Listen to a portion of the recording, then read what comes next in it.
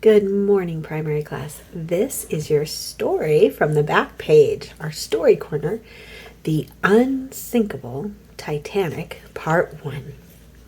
An ocean liner is a very large ship that can carry many people all the way across the big wide oceans. Many years ago in England, some people who built large ships decided to make a huge ocean liner. It would be the largest ocean liner that was ever built in the entire world, and it would be so strong that even a terrible storm would not make it sink. They would call it the Titanic. Inside of the Titanic, it would be as grand as a beautiful palace. It would be like a beautiful hotel with expensive furniture and beautiful decorations. There would be many things for people to do as they sailed along. Children would have lots of places to play or splash in swimming pools, and that was not normal back then. Adults could read in a library or play games or swim or just relax on deck or in their cabins. Finally, the great liner was ready for its very first trip on the ocean.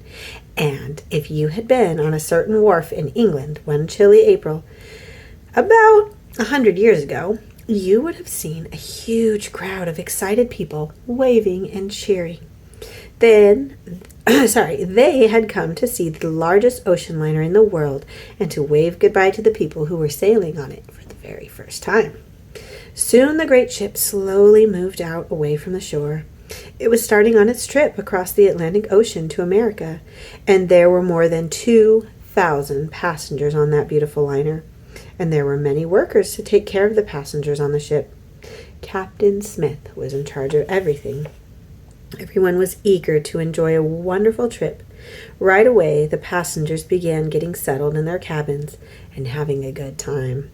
They probably didn't worry about the icebergs that were floating in the ocean where they were crossing, and they probably didn't know that Captain Smith had been warned there would be more icebergs than usual that year.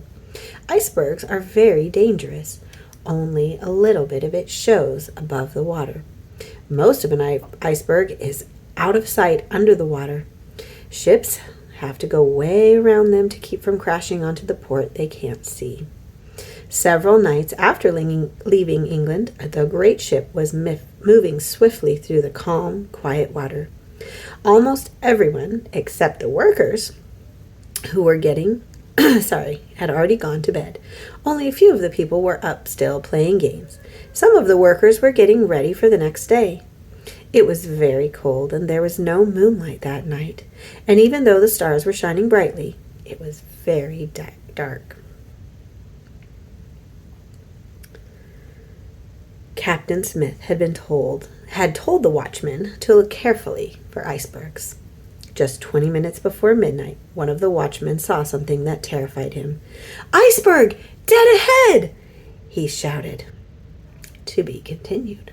I wonder what happens.